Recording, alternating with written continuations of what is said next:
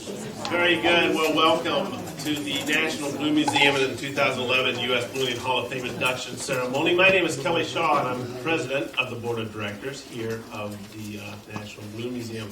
It's a real pleasure to have each of you here, and it's certainly a pleasure to have Mr. Reinhard and his family and friends, as well as the friends of Mr. Abruzzo and Mr. Anderson. Growing up in Indianola and moving away, now coming back, these are the names that I always dreamed of meeting someday.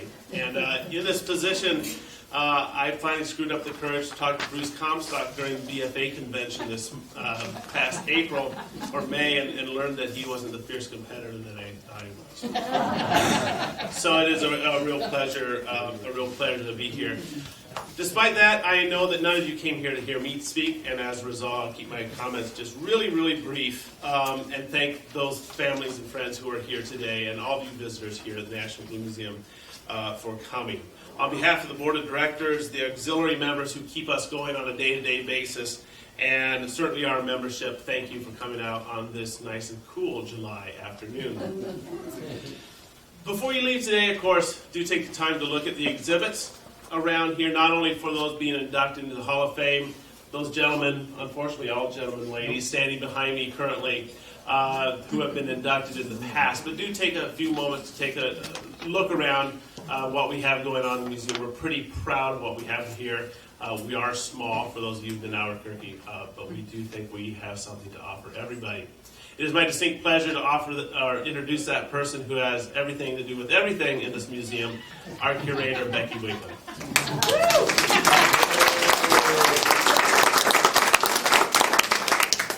Well, I'm tall, but not this tall. Oh, I'm tall enough. Okay. Oh, in between. I really don't need this. I have my teacher voice, and I can cut through steel. But welcome, and I'm so glad that the people from Albuquerque, we tried to get the temperature as close to Albuquerque as possible, and threw a little humidity in also. And we've got the Bradleys that entertained us yesterday, and the Bobby Bradley, who is, if you haven't bought any of his cards, keep buying. Because he's donating all the money to the museum, and he's a very shrewd salesman. And we saw him at the field last night, and we were entertained with his fight and his father's presentation yesterday. And then tomorrow, also at 1 o'clock, we have the Whitaker group, and they're here in attendance too. So we have so much history here, and we have two. We've got we've got part of the Steffen family, and a lot of other people here that are ballooning history, period. Anyway, if you've looked at the display over here, for Mr. Abruzzo, they sent this, the Ballad of the Double Eagle, too, and I was intrigued, so I had them send me the actual song. And I know it mainly talks about the Anderson, Abruzzo, and Newman team, but Dewey also, he had the first eagle. They just had a double eagle, and his was in 77, and theirs was in 78. But they all kind of went in the drink, and it kind of all deals with all of them. So I want to play it, and it's a real catchy tune to start off this day.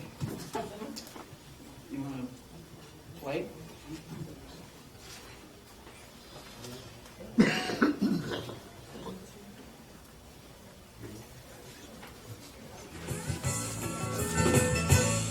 I've been hearing for so long how the heroes all are gone, that I guess like all the rest it might be true. So it took me by surprise when in cold Atlantic skies came a chant from the double eagle too. Manned by Anderson and Newman and Abruzzo as a crew, the eagle soared where 17 had failed. And a half-forgotten pride was awakened by that ride, for the spirit of St. Louis had prevailed. Can you see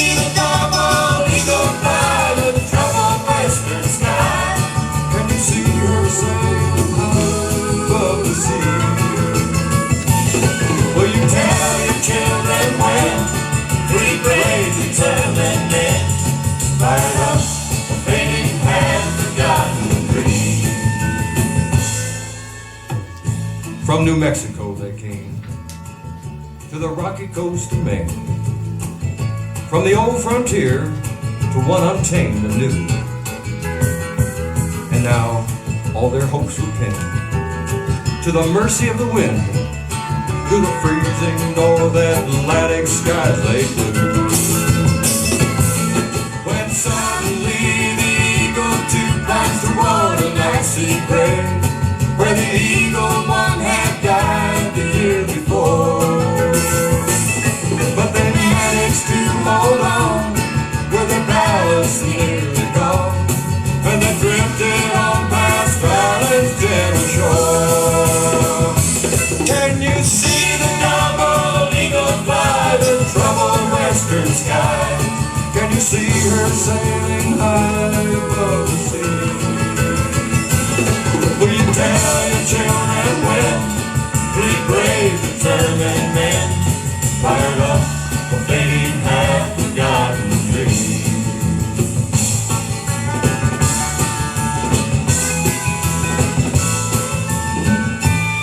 In a farmer's field in France, they brought her down at last, and the people gave their hearts to the eagle's crew. Now the world is not the same as the day when Lindy came. Still the people seem to know what's real and true. For the dream that is America is not its government. It's a daring of its people to be free. So we salute the gallant crew of the double eagle too, for reminding us of all that we could be. Can you see the double eagle fly the troubled western sky? Can you see her sailing high above the sea? Will you tell your children when three brave, determined men fired up a fading, half-forgotten dream? A cherished old American dream.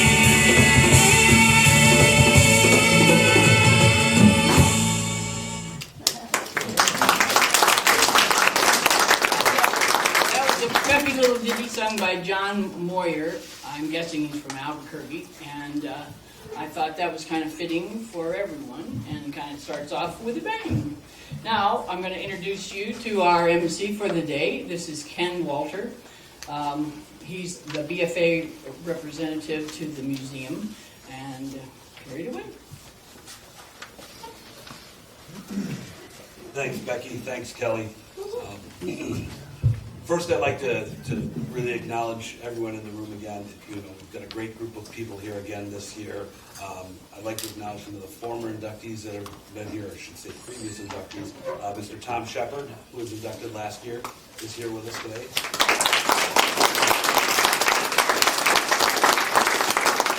As well as Lucy Stephan, who was inducted, I believe, the previous year, if I'm not correct. The U.S. National Ballooning Hall of Fame is a cooperative effort of the Balloon Federation of America and the National Balloon Museum.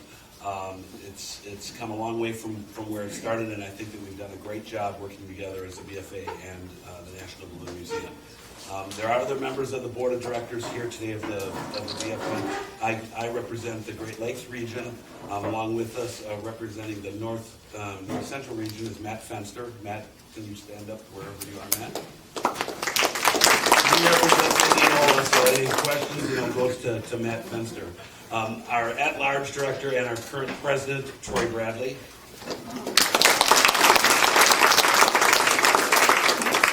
And our NAA representative, Jim Thompson.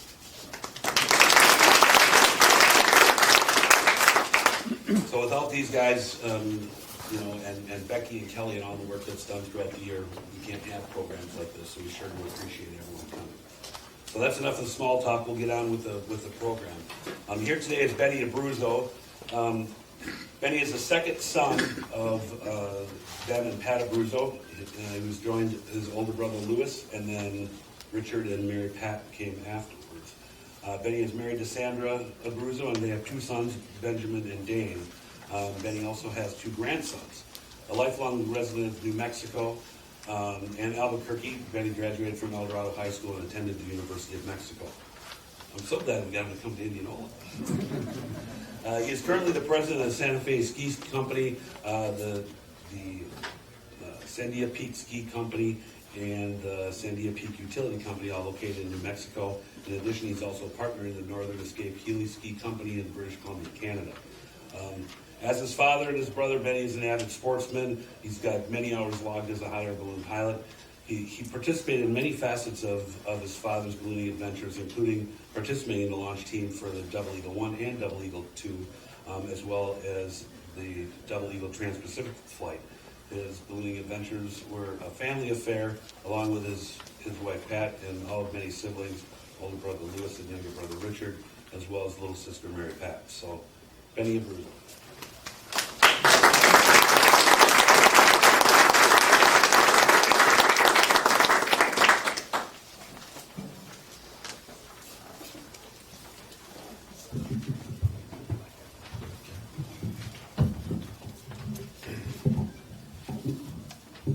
Hello.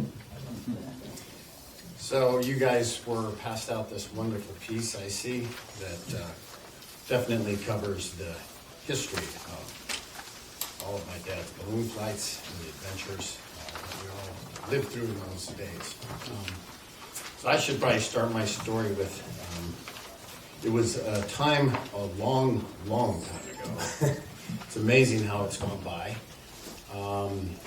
I was a very young man when Dad first got involved in ballooning, and like a lot of things in his life, he saw a balloon one day in Albuquerque and went over and introduced himself to Sid Cutter and said, "I want to learn how to fly that thing." And that's the way Dad went about a lot of things. That's how he got us all into hang gliding and just about everything else we've done throughout our life.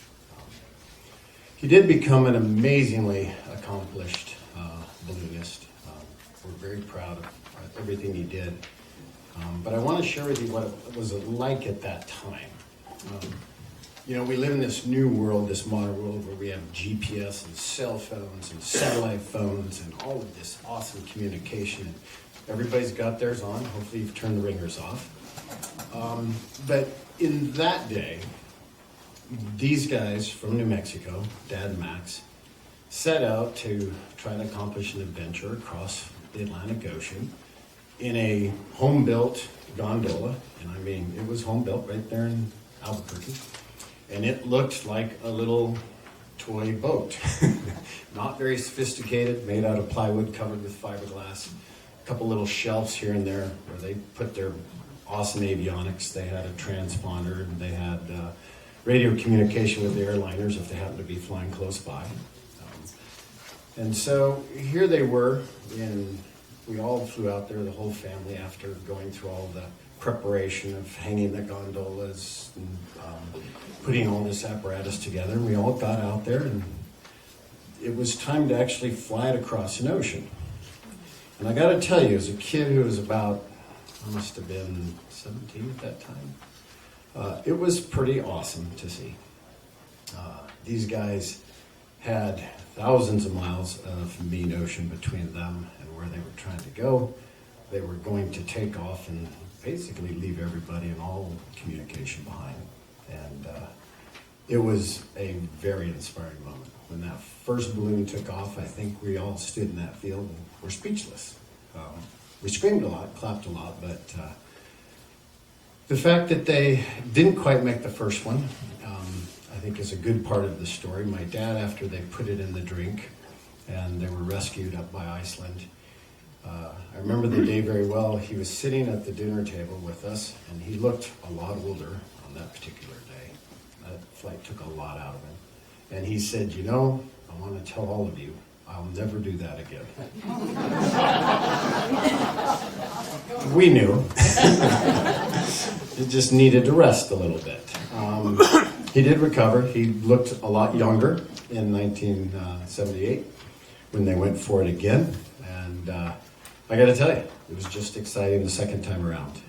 Just as daunting of a task, maybe more so. Maybe because of the fact that they had been in the ocean along with everybody else, present company included. Again, a very exciting time. They took off, they landed, and I think that's when we all were rather surprised at just how really great this adventure was for them to complete. They became internationally famous.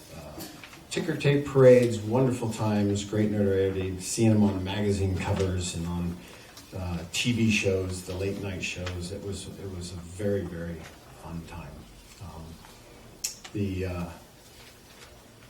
To have all of the balloonists who flew on this great adventure, and also in the Double Eagle 5 no longer with us, has been a little bit of a strange time right now. We lost Larry Newman this year. He was the last of that group of pilots, along with Ron and Rocky, for all the Double Eagle adventures. And I'm very sad to say that they're not with us, any of them, but their spirit and what they stood for in their great adventures will last forever.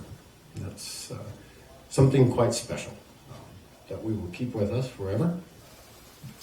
I would be remiss if I didn't mention my little brother, Richard, famous balloonist, to say the least.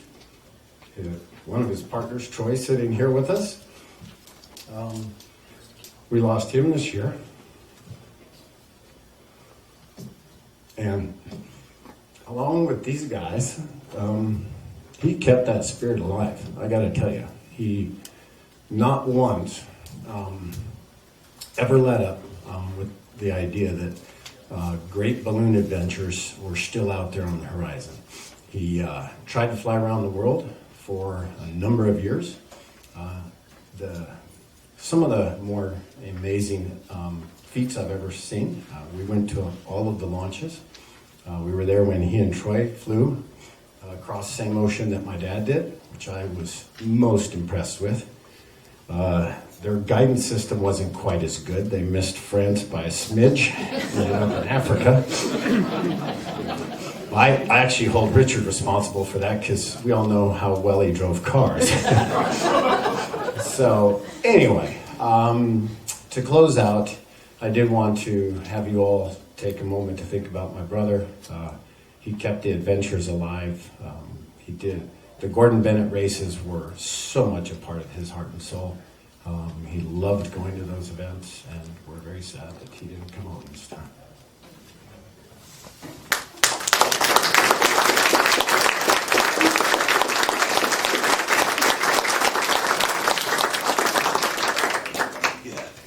On behalf of the Balloon Federation of America and the National Balloon Museum, I hereby induct Ben Abruzzo into the National Balloon Hall of Fame.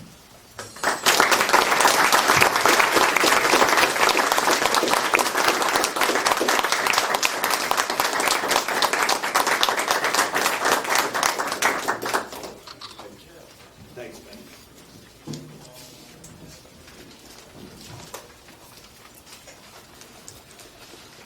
Next up, we have the Anderson family with us today. Patty Anderson is Max's wife. She sent me a nice little email saying how she and Maxie had met and that they were married in their teens and met in their teens, much to the chagrin of their parents. I thought was quite interesting. Maxie was from Houston and Patty was from Minnesota. They both attended the University of North Dakota, and they have three of their four children there. And then in college they moved to New Mexico, and together with Maxie's father they invested in the copper mining industry. Ballooning was a family sport for the Andersons. The weekends were flying and chasing all kinds of situations, the arroyos, mountains and rivers and mesas. Today Chris and Stephanie are here along with Patty, and Chris has taken on some of the same passion that his dad had and has set some records in ballooning. So Patty, Chris, and Stephanie.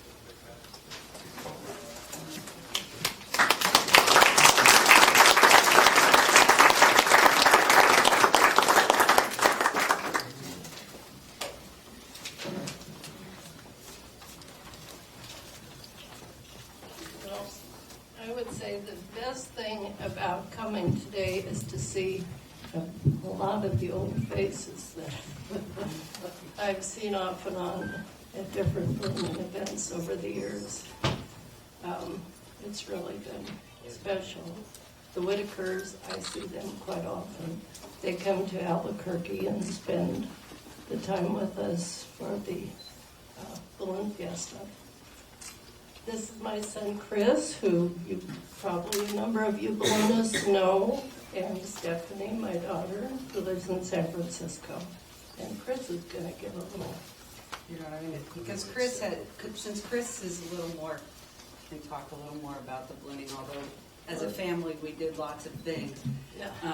I wanted to mention something that Benny made me think about. Our families work together a lot, and it's fun to hear those old stories. And I would say that first transatlantic crossing, when we were all down in that pit and outside of Boston, and we helped put up this balloon. Yeah, we were all balloon crew. We knew everything. You know, almost nobody had ever put up a giant helium balloon, so we didn't really know what we were doing.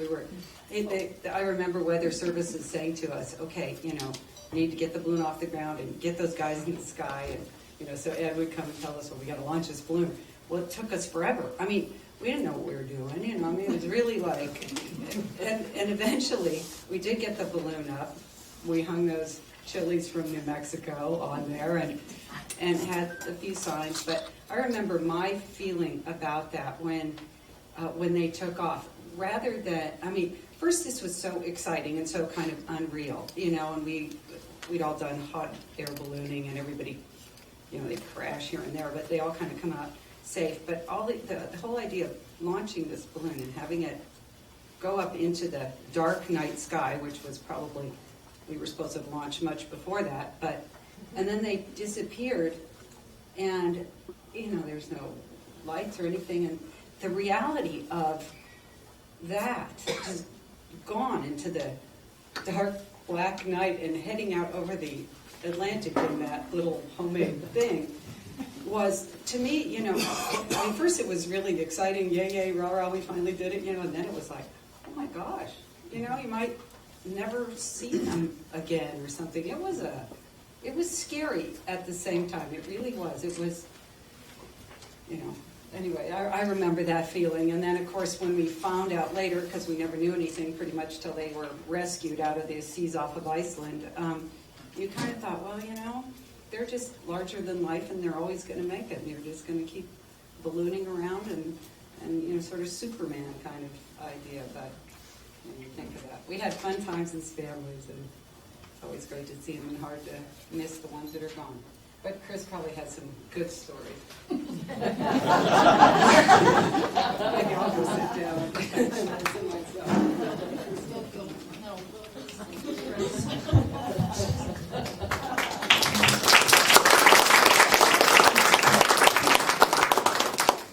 Well, ballooning was a lot of fun for our family.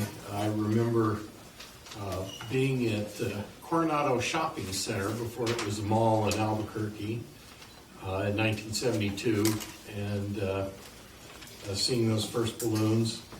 And Dad and Ben, you know, were both mesmerized by this. And I want to tell you a story about Dad's first flight with Sid Cutter as the instructor.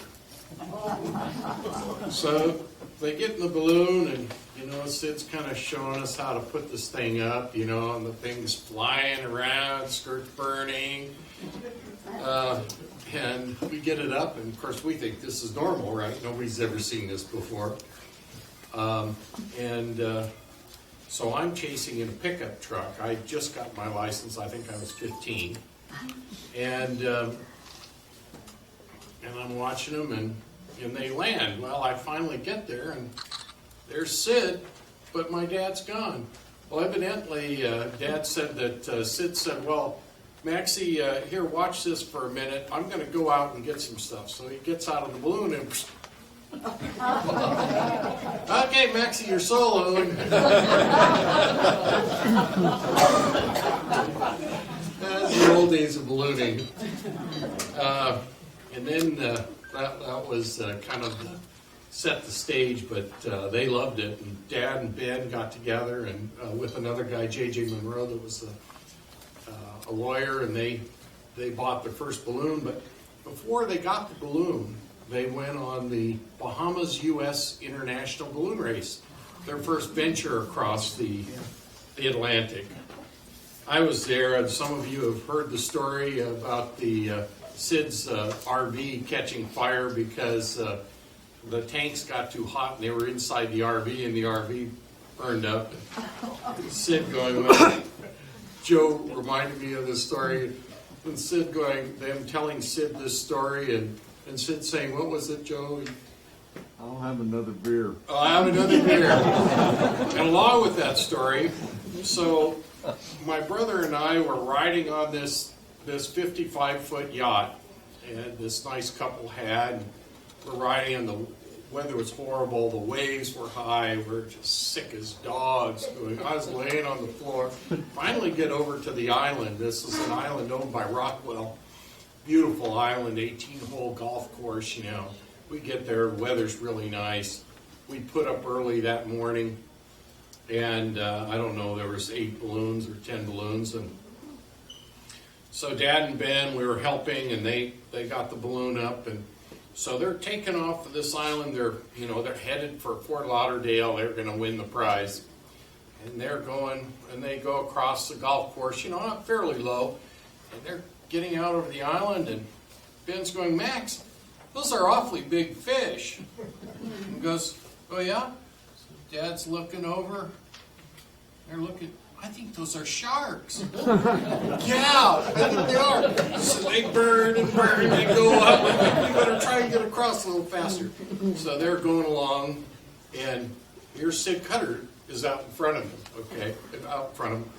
Well, this balloon, of course, belonged to Sid Cutter because theirs hadn't come yet. So it was a stock, a black and white balloon. They're following Sid. Well, let's just follow Sid, and we'll see if we can make our moves. So they're following Sid, and I can't remember if there was a rule that they couldn't put on more fuel, or they couldn't touch down. I know that was one rule. Anyway, so they're following Sid, and all of a sudden they see Sid's chase boat come up underneath. Hey, I think he's going to put on more fuel. So they throw the rope. They see Sid coming down, throws the rope over the gondola, and they're looking, and Ben's out there, got the binoculars, and he's looking, he's going, I think they're going to put on more fuel. And they see a bunch of scurrying around on the deck of the boat. I'm sure, they were sure of this, okay. He said, and all of a sudden they were looking, and all of a sudden they see some object, and they get it tied on the rope, and they're looking, and here's this white thing they've got on there, and there Ben's looking. Hey, it says Budweiser. Sid went on. Dad and Ben went on, and they find this. So they're going to land, right? Here's this great big undeveloped area that they're getting ready to develop. It's probably 300-400 acres, maybe more. And there's one tree in the middle. And, well, they hit the tree. They hit the tree, the only tree. Anyway, that was kind of those days in ballooning. I have, this picture with Ben Abruzzo for Ben's stuff. Has a picture of them in the ocean off Iceland. Well, if any of you know anything about wind and waves, it was force 8 winds and force 8 waves. They were really, really high, and the wind was really strong. So they're coming in, and Ben's talking to the helicopter guy, the Air Sea Rescue, and this is 931 Whiskey Hotel, da-da-da-da-da-da. Ben goes, God, that sounds really good.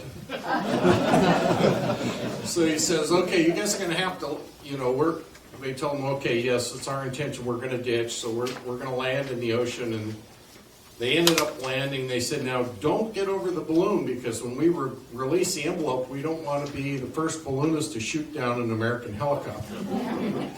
So anyway, so they go in the water, and and they're looking over the side.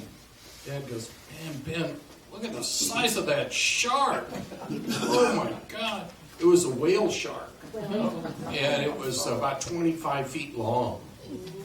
And they're looking at that thing, and the guy goes, tells him, he goes, okay, now, we may not be able to fish you out of the gondola. You're going to have to get, they're wearing their survival suits. You may have to jump in the water. And Ben calls back, says, it's going to take the whole Navy to get us in the water. They finally picked them out, and you got a nice side of the story from Benny afterwards. Those were a lot of fun, and both my sister and Benny have shared with you what it was like at the launch site. It was truly beyond words. Those were really fun times for those of us that were involved in ballooning.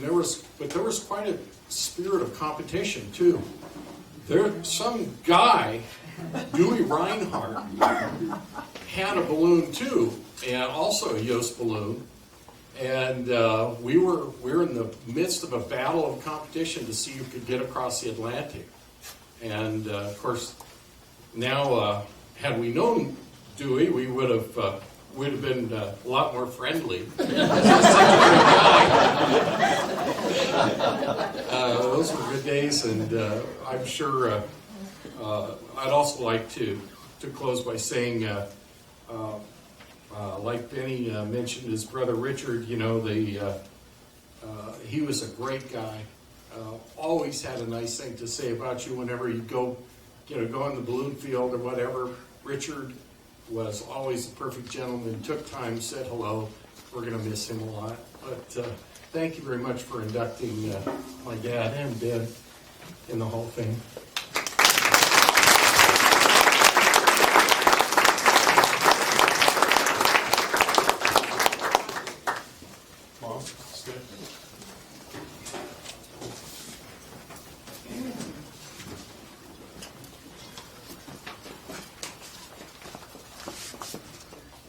On behalf of the Balloon Federation of America and the National Balloon Museum, Maxie Anderson is now inducted into the U.S. Balloon Hall of Fame. Congratulations. Thank you.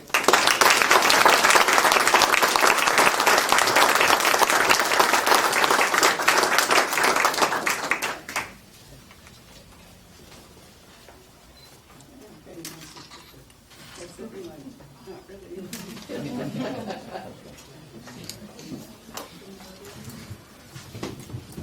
We do have another mic here. If anybody would like to come up and share a story, and we get the mic out to you.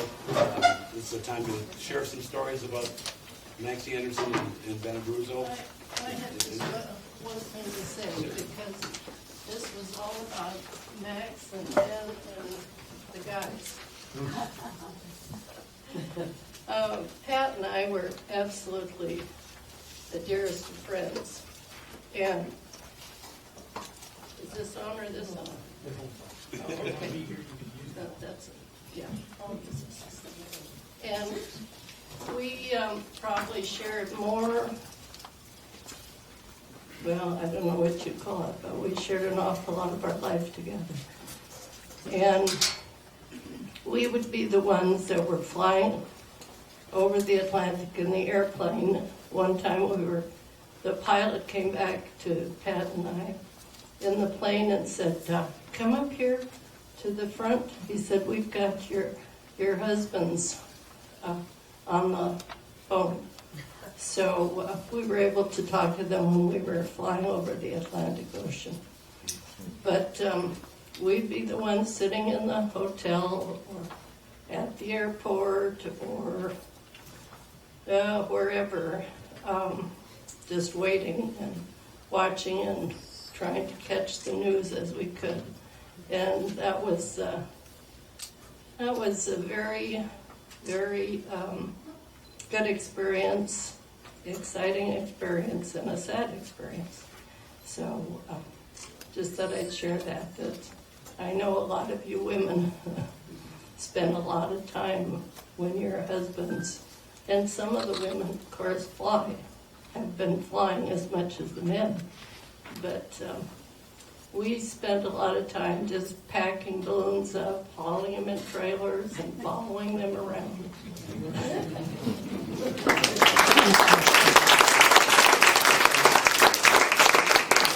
For those who want to speak, we'll bring the mic to you. Don't have to come up to the podium. Just carry on. Okay, next up we have Dewey Reinhardt. Introducing Dewey today is his wife, Carol. No, Jean. I'm sorry, what am I reading? Well, it says Carol Jean. Goes by Jeannie. I know her as Jeannie, but it says Carol Jean. She and Dewey have 3 grown sons, Steve, Chip, and Tom. They all live in Colorado Springs. They've got 7 grandchildren and 1 great-grandchild. Jeannie's pretty accomplished herself. She's worked as a legal secretary in the U.S. Army Judge Advocate General's Office. I knew I was going to have a hard time saying that. And she later transferred to the Commanding General's Office at the ENT Air Force Base. After leaving civil service to raise a family in a few years and 3 boys later, she returned to doing much of the office work in the family-owned businesses. Jeannie is a member of the Colorado Balloon Club, the Ballooning Society of Pikes Peak, Palmer High School Alumni Association, plus other events and things in Colorado Springs. Still involved in ballooning, Jeannie has chased Dewey on his balloon flights through the United States and Europe. Many of the chases provided much unplanned risk and adventure.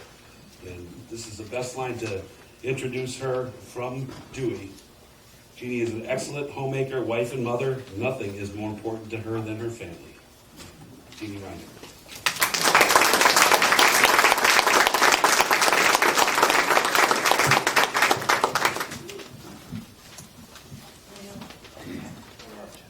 Everybody else memorized their things. I'm going to have some notes. Can we hear? Is it, we're okay? Oh, thank you for being here with us on this special day. It's just a delight to see so many friends here, and we appreciate you coming. I am so excited and honored, and I'm really nervous. So, anyway, I'm here to introduce Dewey for his induction into the U.S. National Ballooning Hall of Fame. And when he first asked me about this, I said, I'm not sure I can do that. And he said, oh, it's easy. It's no big deal.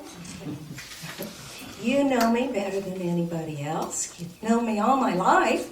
Well, he tells everybody we were born married, so I guess he thinks I have. It's not true, but I've known him a long time. So I thought, Becky's in charge of all this, and so I'll talk to Becky about this and see what she wants. She said, she sounded just like Dewey. She said, oh, it's easy. Just get up there and talk about Dewey. Tell all about him. 15, 20 minutes or so. 15 or 20 minutes.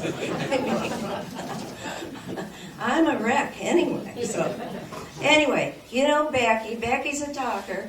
And Dewey's a talker. And so easy they say. Easy they say. Well, we'll see. Here we go. Dewey was born in Pueblo, Colorado in 1930. As a young boy, his dad taught him to build and fly model airplanes. It was a little more complicated in those days than it is with the ready-to-fly models now.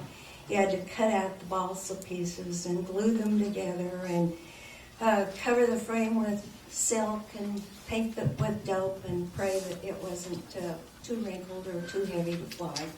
But anyway, learned a lot of things. Am I still on? Yeah. Okay. Is it? Learned a lot of different skills, and I think that sparked a love of not only aviation, but of all things mechanical and of building things.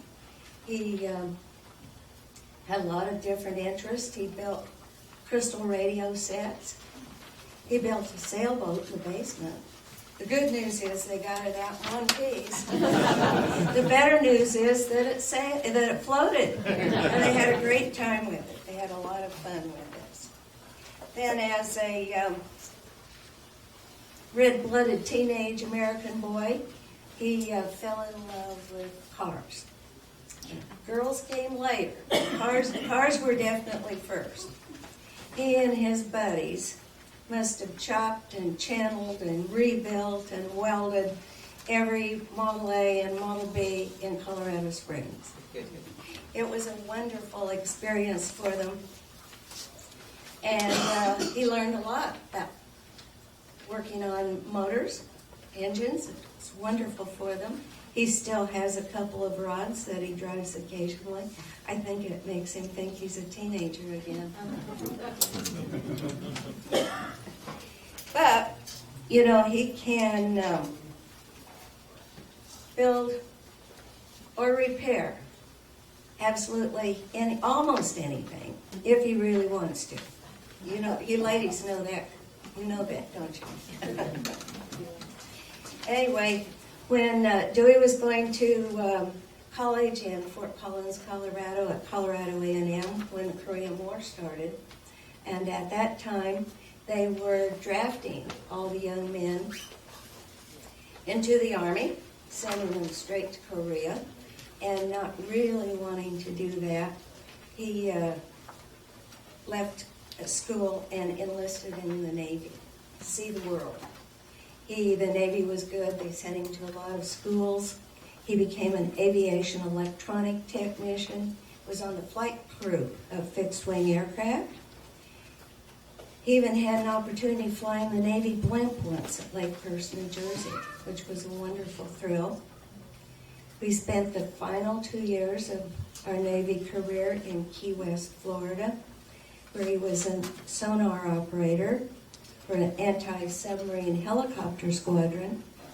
I mean, and what better duty could you have than to fly helicopters all week long and sail your boat in the beautiful waters off Key West all weekend long? It was terrific. We had great fun. So after 4 years in the Navy, he was discharged, and we headed for home, Colorado Springs, to face the real world and get a real job. He eventually owned and operated several businesses in Colorado Springs and Albuquerque and Santa Fe. And when you have to go to New Mexico to take care of your businesses, you really need an airplane, don't you? Of course you do. You know? This is the beginning of the big boy toys. We had several Cessnas. He still has his Piper Pacer, has his 32 Coupe and a 32 Roadster, his Lamborghini, the gas and the hot air balloons, of course. Sold the boats, I think, and I'm sure I've forgotten something, but that's enough, isn't it? But let me tell you some of his accomplishments in the field of aviation. Well, I'm going to have to move things around here. He received his private pilot's license in 1966, his glider rating in 73, his hot air balloon license in 1974, and free balloon rating in 77. He founded the first Colorado Springs Balloon Classic in 1976. He coordinated and directed the Air Acts and the Southern Colorado Air Show, working with U.S. Air Force Thunderbirds and several other famous air show performers. He served as competition director and manager for the first ever World Championships for gas balloons to be held in the United States. He organized and conducted management seminars for balloon event organizers, and he also was a member of several BFA and FAI boards and committees. He won the first two U.S. National Gas Balloon Championships right here in Indianola. John Davis was his co-pilot in the first one. Jim Schiller was his co-pilot in the second. He made man's 16th attempt to fly a free balloon across the Atlantic Ocean. He competed in 7 Gordon Bennett races, 2 World Gas Balloon Championships, and more hot air events than I can remember. He's really been a wonderful ambassador the world over for both our sport and our country. He's been awarded the Colorado Balloon Club Sportsman of the Year Award, Colorado Balloon Club President's Award, the first Snowmass Maxie Anderson Don Eden Memorial Award. He was inducted into the Colorado Springs High School Alumni Hall of Fame, Colorado Aviation Hall of Fame. He received the BFA President's Award, the Diplôme Montgolfier, the BFA Shields Trauger Memorial Award, Ken Kennedy Spirit of Ballooning Award, and is now being inducted into the United States National Ballooning Hall of Fame. The amazing part of all this is that during this time, Dewey was also taking care of his civic duties as well as his family. He was one of the founding members and past president of the Ballooning Society of Pikes Peak, president and lieutenant governor of the Kiwanis Club of Colorado Springs, member of the Colorado Springs Airport Advisory Commission, president and treasurer of Colorado Springs Executive Association, and was on the Chamber of Commerce City Government Affairs Committee. He sat on the boards of the Junior Achievement and the Boys and Girls Club of Colorado Springs, and was on the board of advisors of the Pikes Peak Community College. He's president of the Colorado Aviation Historical Society and chairman of the board of the Pikes Peak Auto Hill Climb. Dewey spent the better part of many years organizing the Colorado Springs Balloon Classic as his gift to the citizens of Colorado Springs. It's always been a weekend of free entertainment for all and was a premier event for the pilots who attended. In addition to these many irons in the fire, he somehow found time to play with our boys, teach them all kinds of fun things. He taught them to sail and how to fly. Did all kinds of fun things. I'm sure their very favorite was shooting off illegal fireworks. Right? We took a lot of trips. We went water skiing, snow skiing, snowmobiling. We went to Lake Powell and Bahamas. Taught the boys to work hard and to play hard too. And he sounds almost too perfect, doesn't he? Well, he does have a couple of faults. Cannot chase balloons worth a hoot.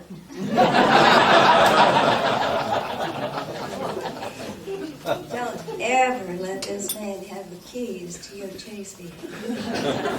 Because, I told you he's a talker. Chances are good when you're ready to land and be picked up, he's still on the field talking. He has never met a car magazine, a model magazine, an aviation magazine, a train magazine, or a pair of leather gloves that he hasn't fallen in love with and decided that he had to have and keep for the rest of his life. And he does have a few memory lapses. He forgot his dog on a boat dock in New Mexico. He forgot his daytimer in a motel in Wisconsin. That was okay. But he forgot his wife at a rest stop in the middle of Wyoming. Other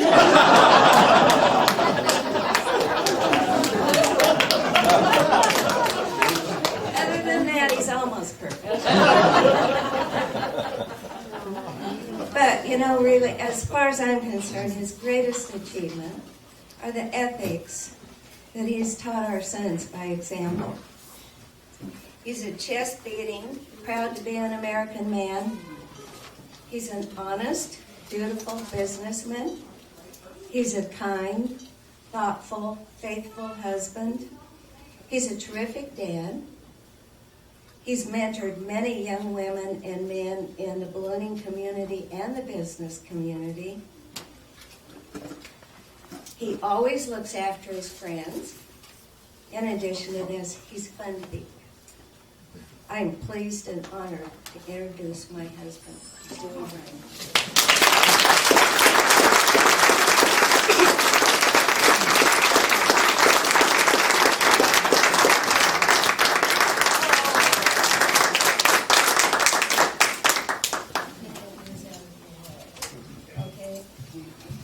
I told you you'd be just fine. It's easy. She's been agonizing over this. You cannot believe it.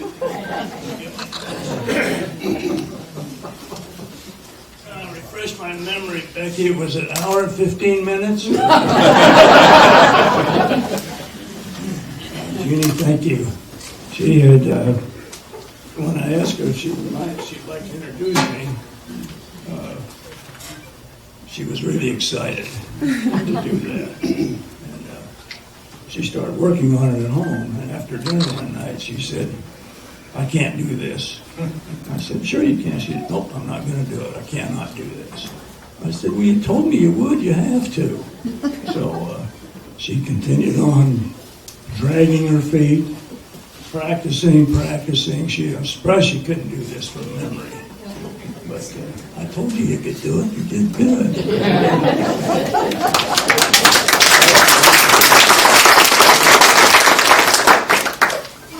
Well, I'd like to thank the selection committee very much for this honor.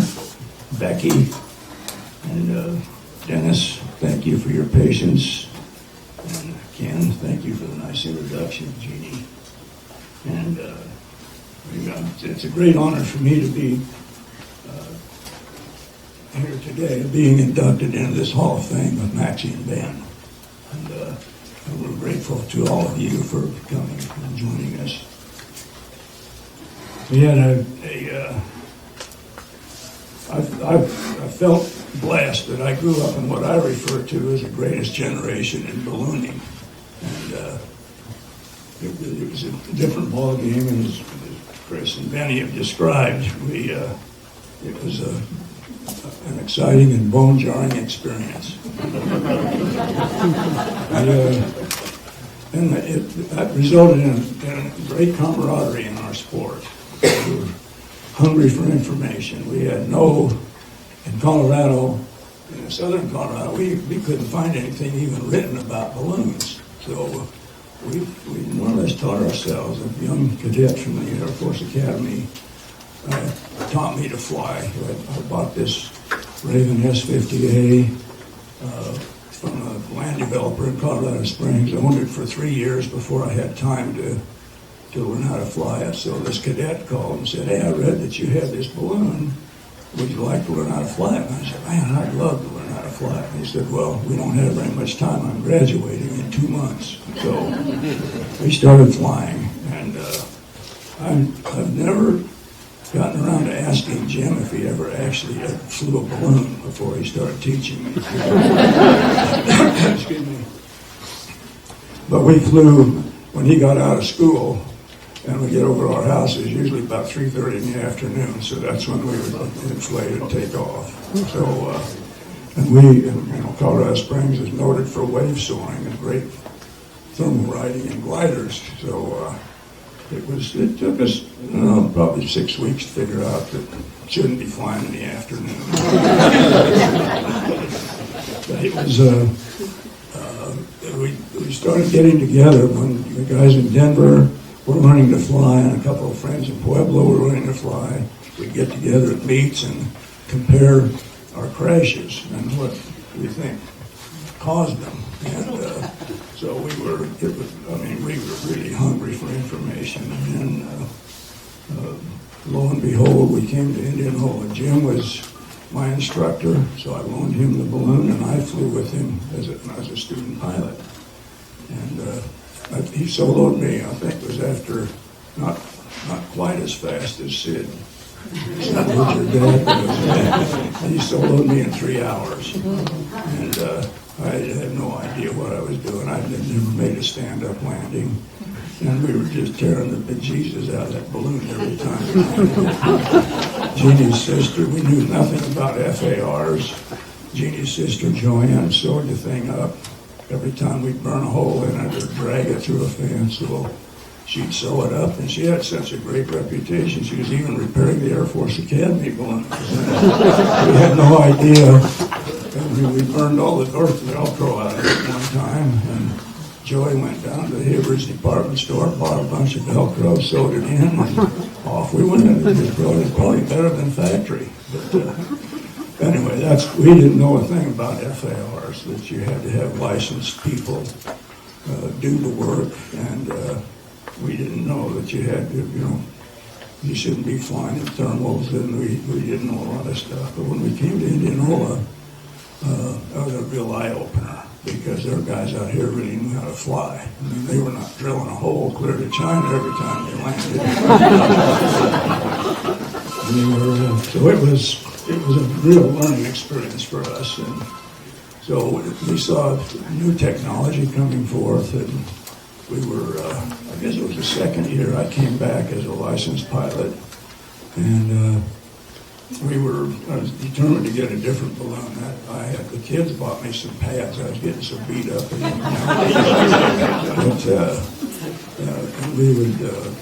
we hit the ground so hard in that thing that the best, it looked like a parallelogram. So we just take it down to the body shop, put it in a frame straightener, pull it back out, and off we go again. So,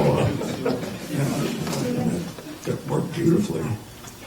But then and I kept beating up my knees. I broke my kneecap on those lay-down tanks on landings, and never made a stand-up landing.